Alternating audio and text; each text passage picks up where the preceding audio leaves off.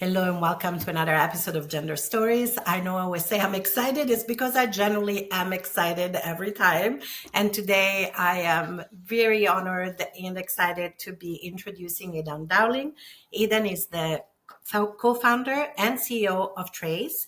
He has been a transgender activist and influencer for more than 12 years and has been featured on the Ellen Degeneres Show as well as on the cover of Men's Health. As the founder of Point of Pride, a global nonprofit that has generated over 2.5 million in aid for the trans community, Aydian is committed to equity and access to medical and wellness care for the most vulnerable members of the transgender and non-binary community. Welcome, Aydian. Thank you so much for making time for Gender Stories. Yeah, thanks for having me, Alex. I appreciate it. Oh, it's so exciting. I do remember like you being on Ellen's show and on the cover of Men's Health because I am old, actually, even remember I was still living in the UK when we all gathered in a pub to see, Ellen's coming out episode when she was still doing a sitcom, Yep. And so, you have been really kind of part of the milestones, I would say, of trans history in the US.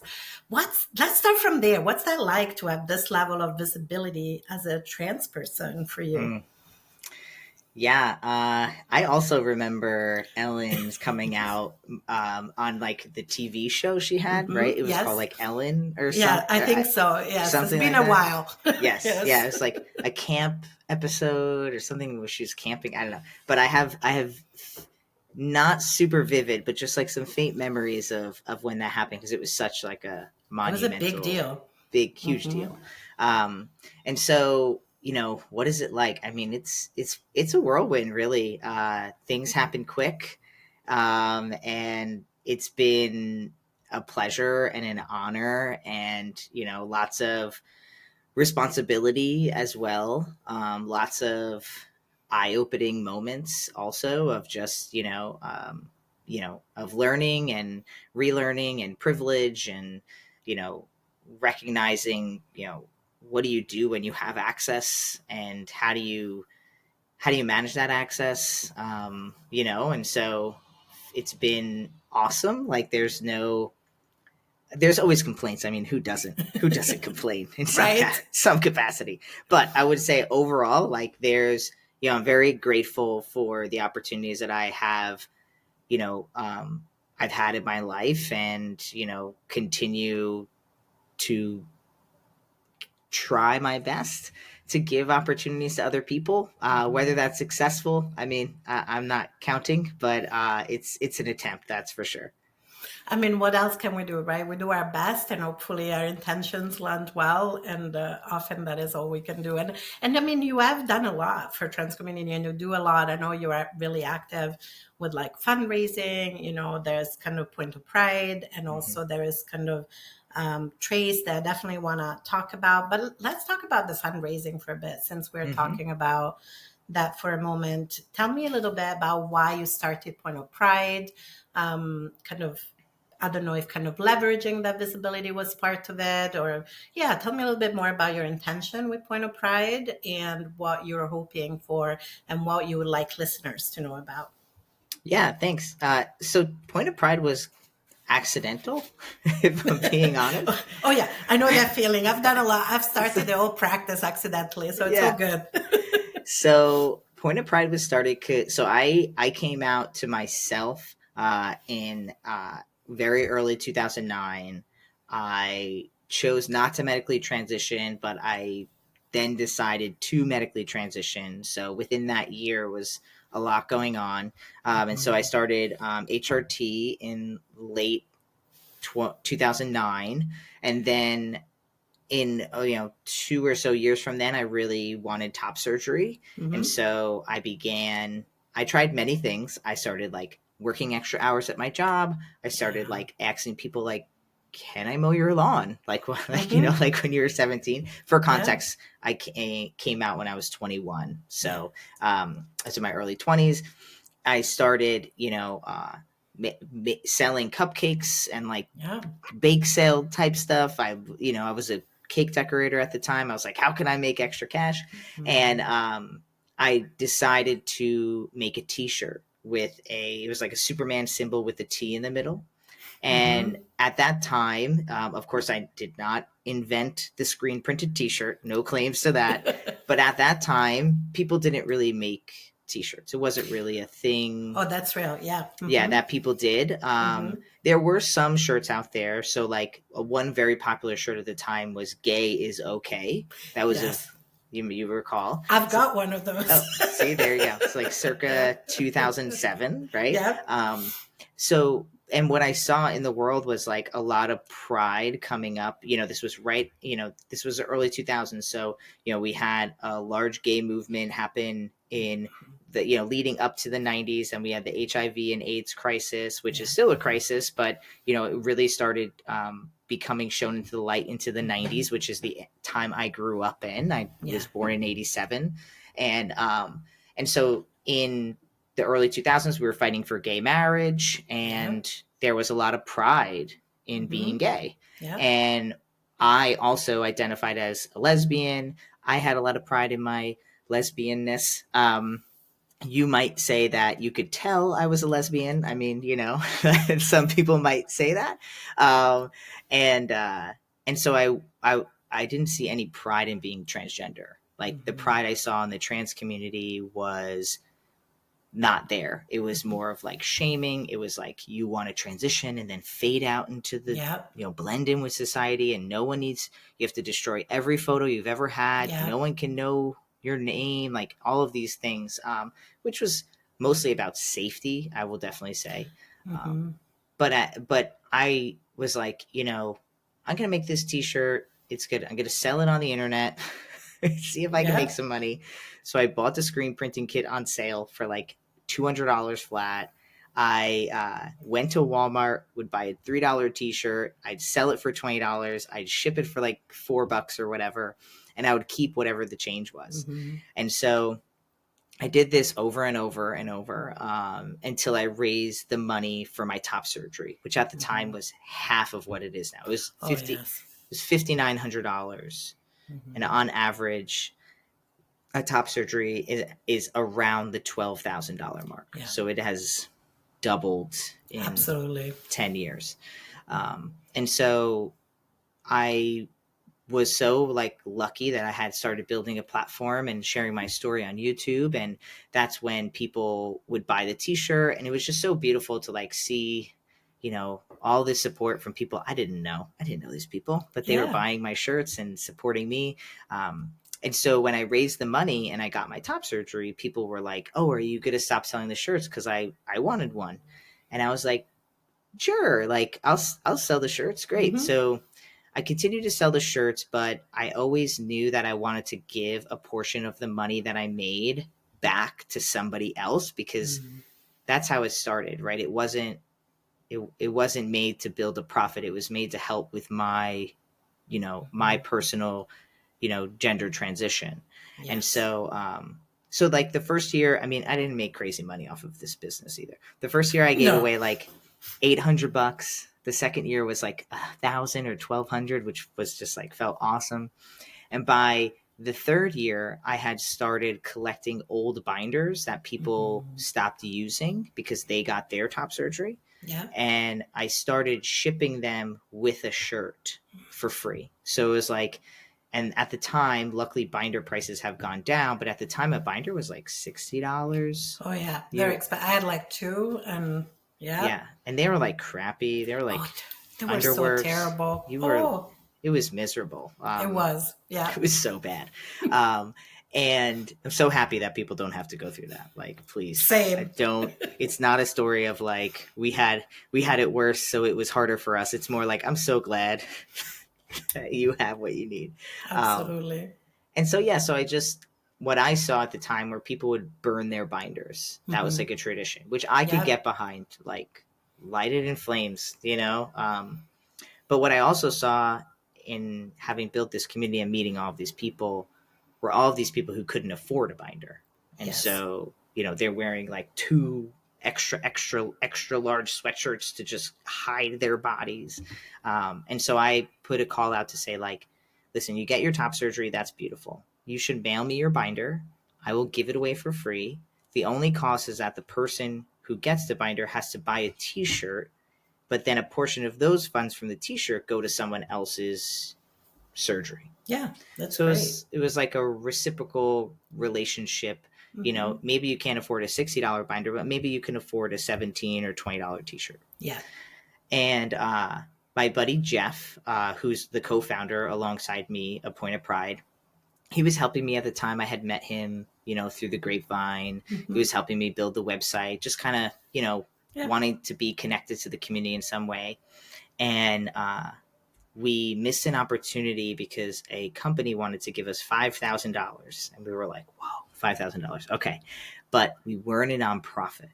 Yeah. And so Jeff and I were just like, you know, we never made money anyway. If this was a for-profit, we are really bad at it. like we fail entrepreneurship as a for-profit, but as a nonprofit, this is actually pretty good. Like we've got You're doing great. we've got a sustainable way to make funds. We've Mm-hmm. got pretty much 2 programs that weren't programs. We've got a binder program and a surgery fund program. And like, let's just do this. So we took and, you know, we dived in and, you know, together we turned in from a for-profit to a nonprofit. Mm-hmm. And, you know, that's the history and where we started, which was just like me as a trans person, Jeff as a trans person, just understanding what it is, having, you know, the ability to have a reach, right? And Jeff like went to college and was really good at building websites, so he had his own, you know, Mm-hmm. skills to offer, and we just started doing the thing, you know.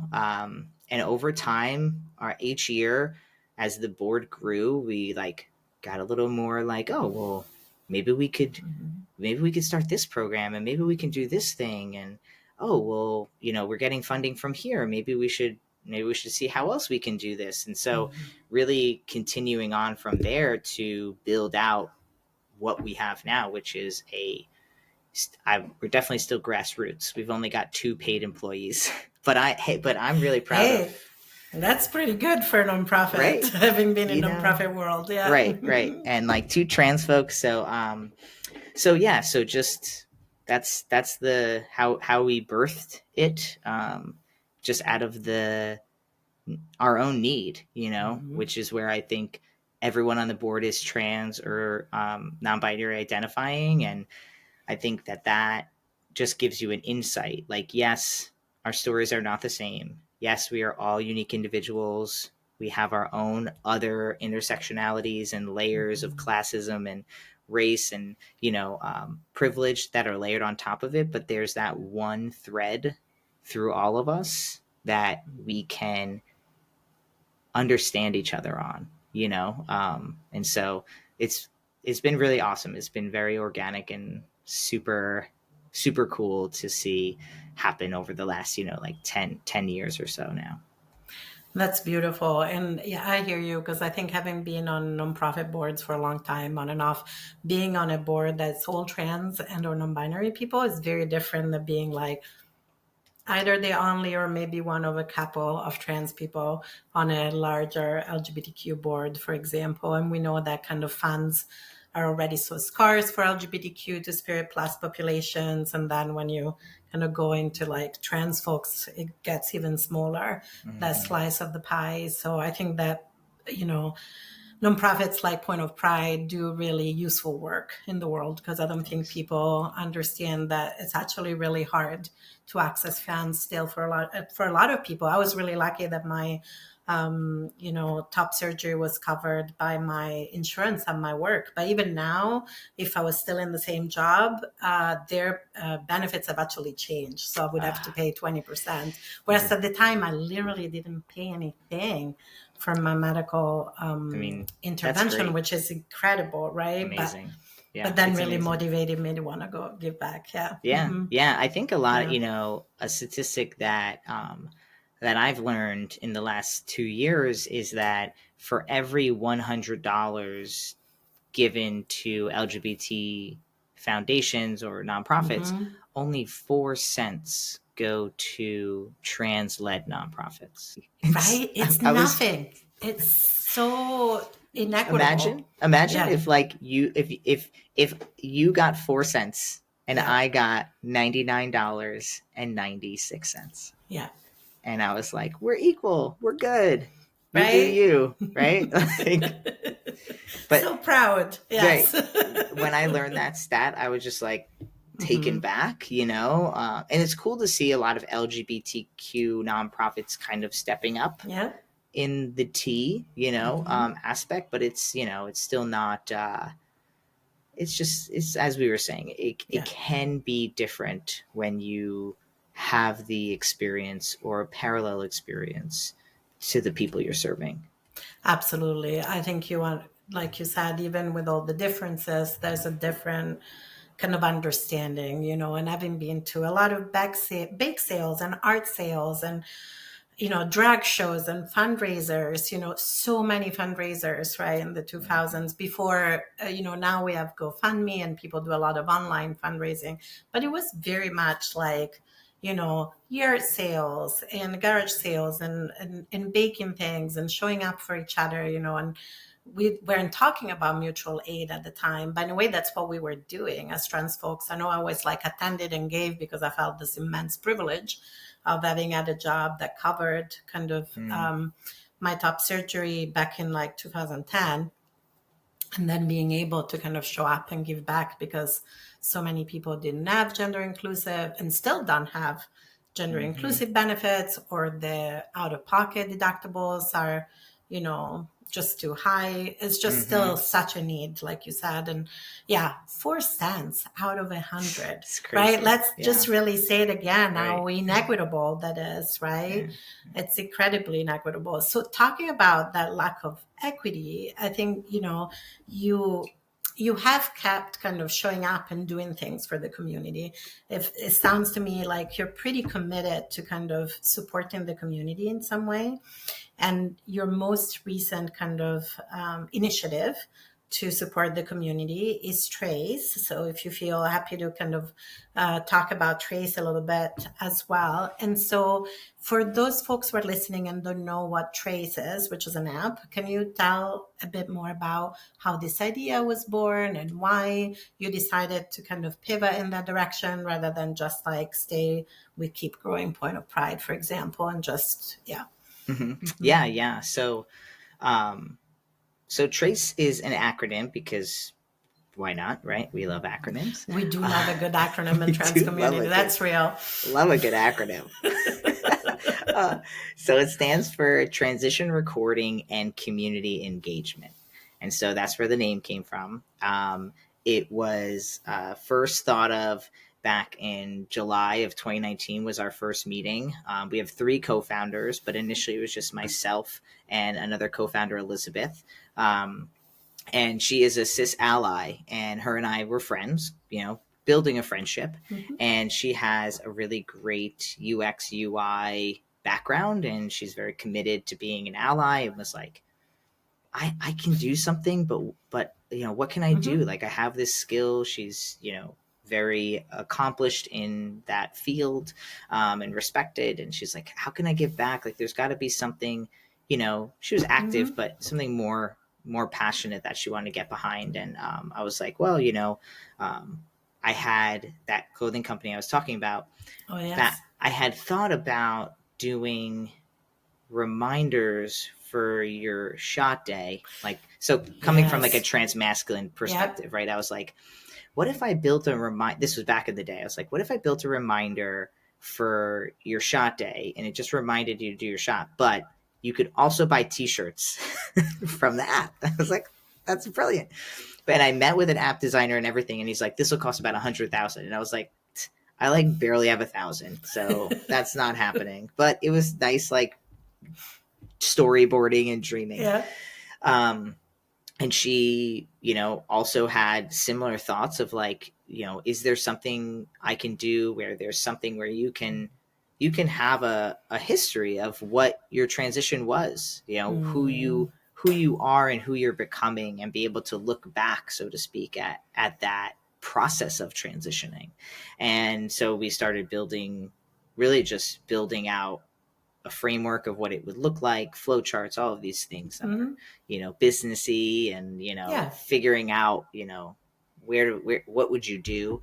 And then about a year and a half ago, we brought on Taylor as a third co-founder, and he started building the app. So Taylor is a full stack software engineer. So Mm-hmm. he started building the app, and Taylor and I quit all of our jobs, all of the things we were doing, and went at it full time.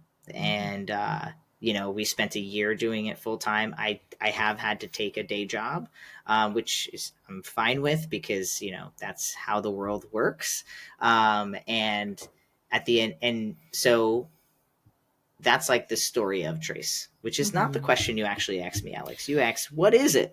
That's all good, but sometimes it's good to have the story. So that's the story, and I mean, story. and it is an app that records transition, given Yep. that it's an acronym for. Yep. And God, let's see. No, I cannot remember what it stands for. Transition record. Close.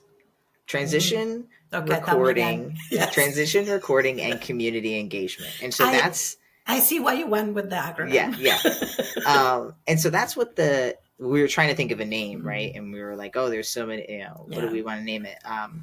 And so the app is two sides. So there's the you and the app side, and then there's the you and the community side. And so the you and the app side is you are documenting your transition and whatever that looks like. And so we've made it very fluid in the ability to, fill in what you need and then have the app do what you need it to do, rather than us.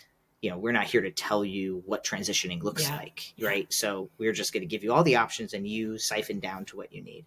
And so the main features we have is we have a photo tracking where you're able to document and store photos. So, for me, again, I'm just always come from my experience. So for me, like when I was documenting, I wanted my beard, wanted to record my beard growth, my facial structure, my voice changing, just in general, what I looked like as a whole, you know what I mean? My fat redistribution, all of those things. Even after top surgery, it was like the before and after, and the recovery, and what do I look like a week, 2 weeks, 6 months.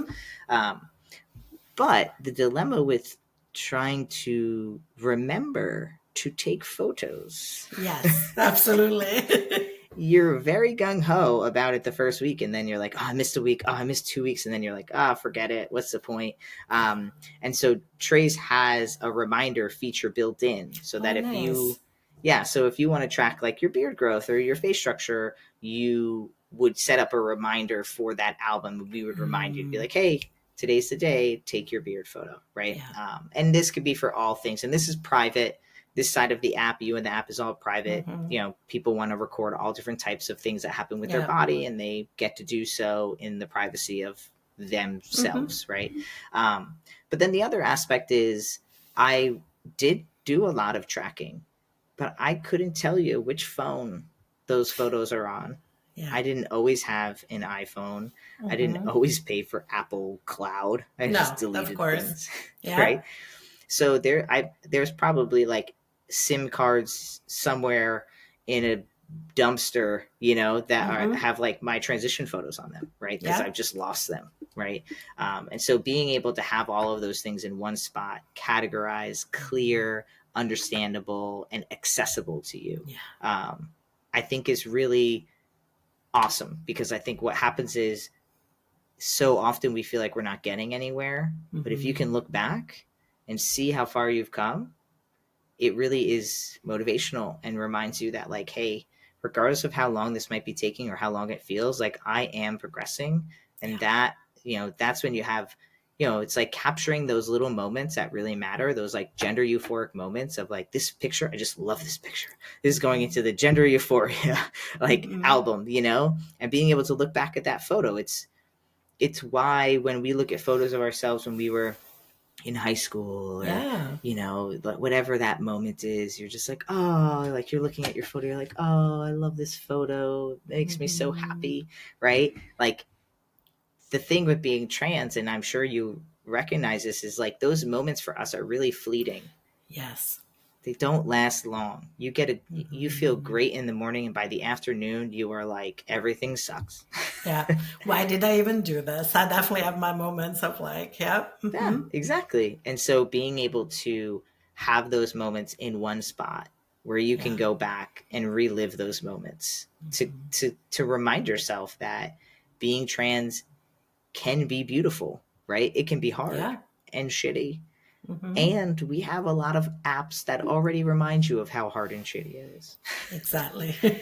Yeah, Hmm. right? Like The world every day, social every media day. reminds us. Yeah. Mhm. Every Every day day. we have a gentle nudge of how crappy it might be.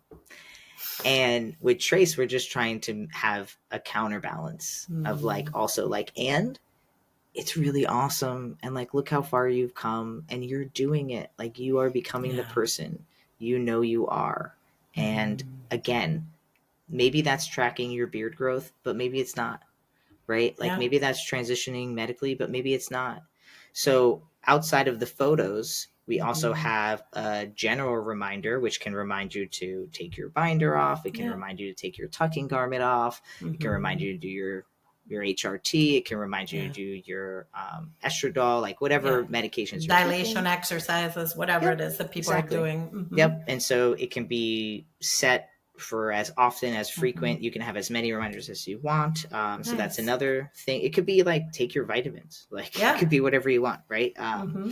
And then there's another anniversaries or milestones. So if you Nice. have an anniversary, like you're going to get top surgery, or you're getting facial feminization surgery, or you came out, your coming out day, or the first, Yeah. whatever anniversary you want to celebrate. You can track them, and we have countdowns to them, right? So like, I think mine is, so my first day on HRT is October 30th. So I have 35 days until my HRT anniversary. Nice. So I have it just up there, you know what I Yeah. mean, on top of my screen, just as a little countdown. And so again, this is the part of the app that's just for you and your transition. That's all it's for. It's just for you Yeah. to celebrate you. There Hmm. are aspects of it that you can share with others. So like Alex, if you and I were, instead of calling them friends on Trace, we call them allies, because we're Nice. building a community of support. Hmm. So if we were allies, I could pick and choose which anniversaries I might want to share with you. Hmm. So, if we were allies, you get a notification that like on October 30th that like, oh, today's Aiden's HRT anniversary. You should like send him a note, because clearly Yeah. he wants you to know. That means it's meaningful to him, right? Yeah. And so that's the one little piece of the tracking that Hmm. can turn over. But then the other side of the app is pretty much, think of Instagram for trans Yeah. folks. That's what it is. Which I love it because so many trans people do use, I mean, it used to be Live Journal because I'm old, Live Journal, Tumblr, Instagram, no, TikTok, right? What used to be Twitter, whatever it is now, right? To record their journey because there is this YouTube, right? This desire to kind of see the changes, but also we know how much, I don't know about you, but I should talk for myself, but I know how much I got out of other people being more public, right? Oh, that's what I can expect from top surgery.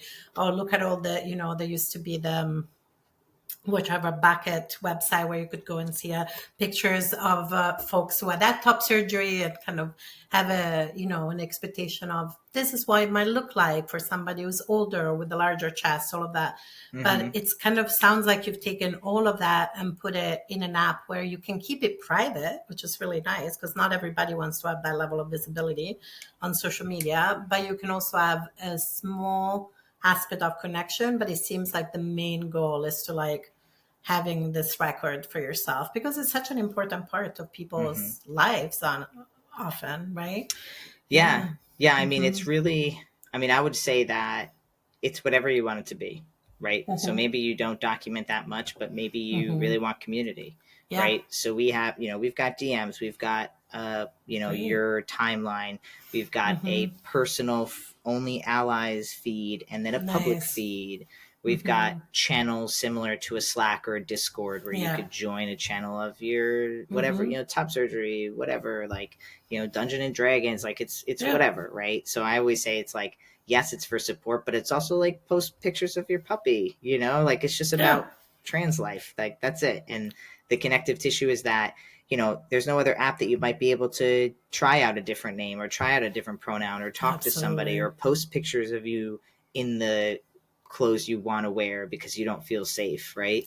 And so this is an app where you could do that. And so, and even on the app, like falling in line with the difference between what we have in social and what Trace is trying to do is like, you can't see how many allies another person has. So there's no comparison that like Alex has 500 and I only have 5, right? And you can't see how many people have commented. There's no number. Now you can read the comments and like count if you want, but you that's can't, a little more laborious. Yeah. You can't, there's also no like count. So as the poster, you can click the like button and see who liked it, but there's no number. So you can't see that I got 1,000 likes or, you know what I mean? And you only got 300, right? So there's no, in that way, we're trying to be very intentional on being like, there's no particular body that should be highlighted more than another. And that's it. Like there's no AI algorithm that's boosting, top people. I always say that like, if influencers want to go on Trace, that's amazing. But this isn't a place that you're going to like be, getting brand deals and like that's not what this is about. This is a community of support around trans and non-binary folks. And we do welcome allies because I think a lot of people, like my wife is queer, but she's not trans, but she's so in the trans world. It's like, but there's no letter in the acronym for her. There's, like when she goes and talks to other, lesbian gay couples, it is slightly different, or cisgender couples, it is different. Like, so, having her be able to be a part of it and find other cisgender people, similar situations, right? So many people are like, I want to be a better ally. And it's like, well, Trace can help you do that because you can spend time every day going and supporting trans folks. You can build friendships with them. You'll know when to celebrate them because they will call you in to an anniversary or they'll post a picture, and so we hope that it will be a place where there's community for those who need it, and tracking for those who need it. And so that's, we've got over 10,000 users, so we're growing, and it's been really awesome to see grow. It's still such a little infant, I know, but hey, 10,000 users is a pretty good number if you think about all the trans folks that are in there. They're really benefiting, and they're benefiting from the connection. But I really love how thoughtful you've been, right? With like, let's not have a count for likes. Let's not, because we know that's a big piece of social media, especially with younger people feeling like, does anybody care about me? Or maybe my journey is different because of different intersectionalities. And so I think that's really thoughtful. And I love the idea of people being able to record their journey, because I know how many people do that. And like you said, though, then they're like, oh, I was going to record my voice every week and I forgot to do it, right? Or whatever it is that people, for trans mass folks, or I was going to see my healing from facial feminization surgery, or whichever language, because also languages evolved so much in the last 20 years, people want to use for that. And it sounds like there's a lot of flexibility. One of the discourses I've heard online is at a time, and I feel like this discourse very much started also when we started having the acts on documentation as well, for non-binary folks. So it's not just about Trace. Right now, there's such a rise of fascist anti-transphobic sentiment, right? Both in the North America and including the US, in the UK, and lots of in Italy too, where I'm from originally. Kind of, it feels very global at the moment, sadly. And Trace could has been seen by some people as, why would we have a place where people could find us as trans folks, right? Where people could find Hmm. us, learn about us, especially those folks who are most vulnerable, like young people. Could it increase their risk? So yeah, what would you say to those concerns of like, oh, do we really want to have a place where people can find all this data that Mm. could be weaponized against us in a court of law in Hmm. some states? Yeah, so I hope that makes sense. And I'm wondering, yeah, if you thought about that, which I'm sure you have, because it sounds like there's been so much thoughtfulness going into this. Mm. Yeah, it's definitely something we've thought of and something that we have addressed and will continue to address as things go. And I think, to answer plain and simple, like why do we have a place where people would come together, right? It's why we have LGBT centers. Yeah, It's why we have absolutely. Pride Month. It's why we have parades, because we need each other. Yeah, And if we don't gather, we will not become stronger, yeah, right? But the truth is, does that put us more vulnerable? Like, yeah, I mean, if a bunch of queer people are gathering, then yeah. you are putting yourself in a more vulnerable space than if you were to Mm-hmm. not do so, Yeah, right? And there are protections that we take on the back end. And that includes, we just finished our penetration testing, which means we've had people come in and try to hack in, so to speak, and mm, we've paid a third yeah. party to do that, and we passed that, so that was amazing. Congratulations. Thank you. We also use a secondary platform, meaning we are building it on another platform in which you then go and build apps on. So that puts us Mm, a second barrier. So yeah, not only do we do our penetration tests, but then that company has their own tests and yeah, securities. So it's kind of like you have to break in to break in, right? yeah. And then also we do our best. We do not geolocate. So Mm-hmm. I actually, in the back end, we collect as minimum data as needed, Yeah, right? So we literally only collect the things that we legally would need to be able to collect for our own safety. yes, So for me to, like, if there of was someone course. on there, for us to block someone and then block Mm-hmm. their any additional addresses they try to put Yeah, in, mm-hmm. we have the ability to do so, right? Yeah, And so with that, it's like, if we got a subpoena from Florida, like, we do not know who our Florida residents are. nice. We do not know. You know what I mean? Mm-hmm. Now, people who put in the app that if they join the Florida channel, if they put their tag as Florida, right?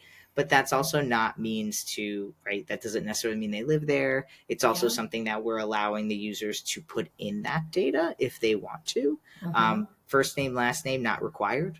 Yeah, You don't have to. You can use an alias. Like, we are mm-hmm. very, we want people to know that we are doing our best and working very diligently and hard to keep you safe. And Mm-hmm. if that still doesn't feel safe enough to you, that's okay. Yeah, Right? Like, and what we will say is that a lot of the social medias that a lot of people are using right now are not keeping you safe, and they are no. not putting trans people first. And like, some people, I'm just like, Instagram knows that you're at an ice cream parlor right now. Oh my God, Instagram knows Like, everything. That honestly, our phones know everything we're talking about right. because you talk Yeah. about something, and then you start seeing. I talk Yeah. about attachment a lot as a therapist, and I start seeing all Mm, these videos about attachment in my Instagram feed. And I'm eh, like, yeah. So I mean, yeah. whatever theory you may have, right? We all have our own theories. Like, Yes. the one thing that I can say is that we are a community on Trace, and we Mm-hmm. have many different ways to report people. You must be verified in order to enter. Mm-hmm. And we really use like a community approach. The Yeah. amount of ways you can report someone, and we get notified the minute someone gets reported, and we really rely on that inner community, kind of like a Mm-hmm. neighborhood watch feel, Yeah. right? Like, if you see something, you report it, and we Yeah. really try to push that. Like, you can't not. There's no such thing as over reporting. Mm-hmm. Just report it, and we'll look into it, and we'll get to the bottom, and then we Yeah. take the action necessary. Yeah. And I think that one of the things that like deters a lot of people who don't like us to join is that Mm-hmm. we made it. Like, this is Yeah. our app first. You know what I mean? And so you go on the app, there are no other people to join in on the hatred. People like you misgender and someone's gonna be like, that's messed up. Like, who are you? Like, I'm reporting you. Like, what are you why are you doing doing here? this? Right. Yeah. And so it's like, it's not a place, it's not a safe place for anti-trans people. like, Yeah. like, just plain and simple. Like, it is not safe for them to attend, you know what I mean? Because Yeah. they're not who it's made for. And I feel like they know that. They can go to X, they can go to these other Yeah. platforms, and they can find the Yep. rally of people who want to hate on us and feel really supported, and you can't do that here. So again, you know, always open for feedback and thoughts from people. You can email me, Aiden at thetrace.app. You can DM us. Always open for feedback, and also just always trying to do our best to keep our people safe. And, like, this is for us. So. I love that. And in a way, it comes kind of back full circle to where we started the conversation, right? Then in terms of how do we find spaces that are like by us, for us, the mutual support, the mutual aid that I think trans community has always been really good at.